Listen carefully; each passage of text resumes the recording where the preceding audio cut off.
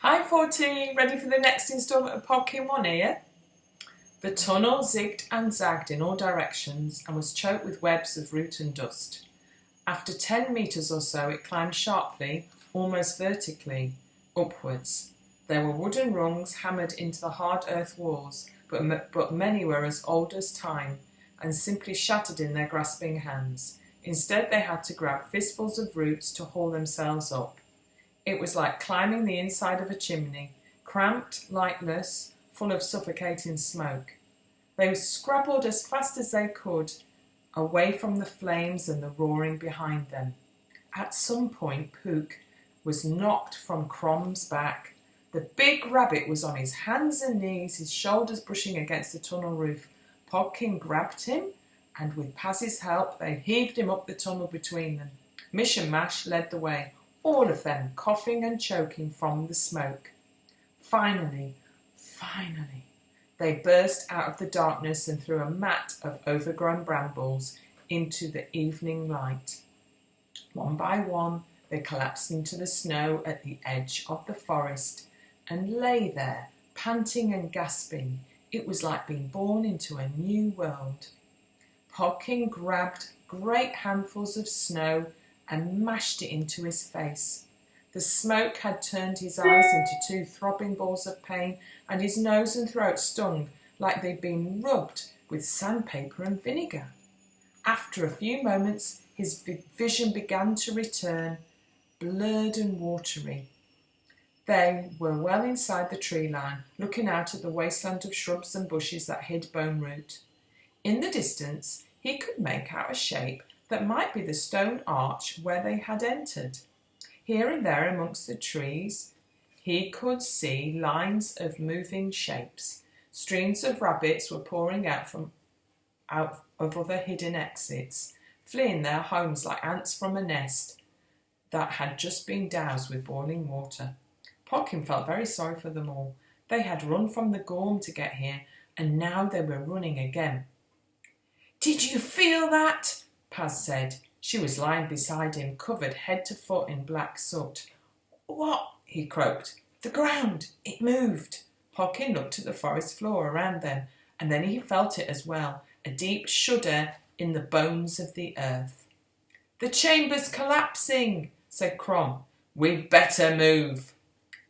Even though Crom was right, and their lives were in danger, none of the rabbits had the energy to lift a paw. They sat coughing and staring as cracks began to appear in the snow, not 10 metres away from them. With a painful, groaning, ripping sound, the crack spread. Trees began to lean inwards, and spouts of smoke started seeping from the open wounds in the soil. "Back!" Crom shouted, and this time they somehow found a last shred of energy, enough to scrabble and drag each other further into the trees where the ground was more solid. Podkin turned round to see a circle the size of the entire Bone Root marketplace tear itself out of the earth, and then everything inside, trees, bushes, mud, snow, all folded inwards into the pit with a crashing roar that shook them off their feet. Where a mossy scrubland had once stood, there was now a gaping hole, oozing black smoke into the darkening sky. On the far side, where the ruined arch still jutted upwards, Podkin could see figures staggering out of the wreck of Bone Root.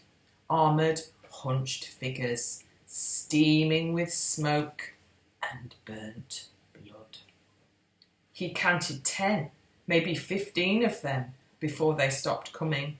Most of the attackers must be buried beneath several tons of earth, stone and soot below. Good, he thought, and would even have done a little dance of joy, had he not spotted the last Gorm soldier to step free of the tunnel. He was bigger than the rest by a good head, and the spikes in his armour were terrible and huge. White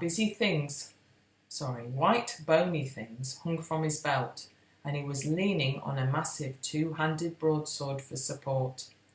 As Podkin stared, He turned to look across the chasm that Bone Root had left, and Pod was sure he could see 2 glowing red spots of light in the slits of his helmet. Podkin felt his lips form the name, Scramashank. He had survived. Goddess curse him. "What is it, Pod?" Paz had him by the shoulder and was shaking him, a look of grave worry on her face. He wanted to answer, but all he could do was point. Paz followed his stare, and when she saw what he had seen, she snatched Pook up into her arms and ran.